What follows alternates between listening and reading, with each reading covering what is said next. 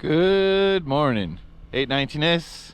Today, it's a warmer day. Definitely the weather is heating up a little. It's supposed to get up into the mid-20s today, which is nice.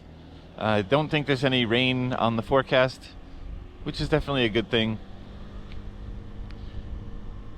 And today, I want to talk about the mobility show a little bit more.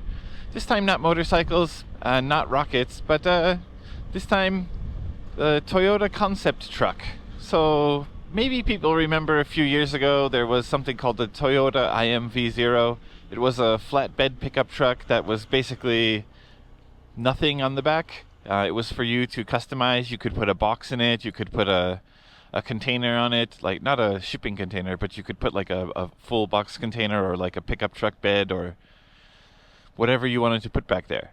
And I think it was very cheap. It was the most bare bones vehicle. It was like $10,000 equivalent.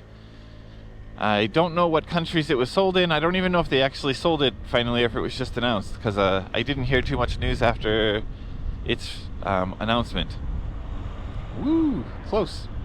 And now in the mobility show, they have a IMV Origin, which is very, very similar, but it looks way closer to a K truck.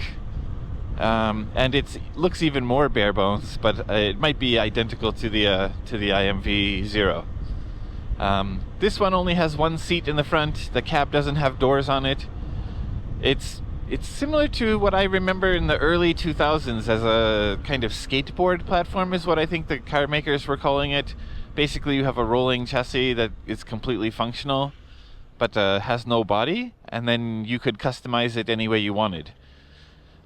I think it's an interesting concept because people can make whatever they want, and it leads to the ability for a lot of aftermarkets to create parts and components and bodies and stuff like that they can add to the chassis. This one will be targeted towards the African market, and I can't see it being sold in the US because it seems to lack all safety features. From the look of the concept, the cab sits right at the front bumper, and your feet go down where the bumper is, so that means you're basically sitting on the bumper. It might not make perfect sense, but I'll put a picture up and you should be able to see. Yeah, that means that if you did have an accident, it would be extremely dangerous because there's no real protection for you there. In Japan, I think K trucks are pretty similar, except there's a little bit more body protecting you. Yeah, it's something that I could see myself wanting to own, honestly, because of the customizability. I could use it to carry motorcycles and camping gear going to a motorcycle rally or something like that really, really easily. I have seen people use an N-van and even carry a KTM inside an N-van because the new models all the seats can fold down, but it's really tight squeeze to put a big bike in there. Yeah.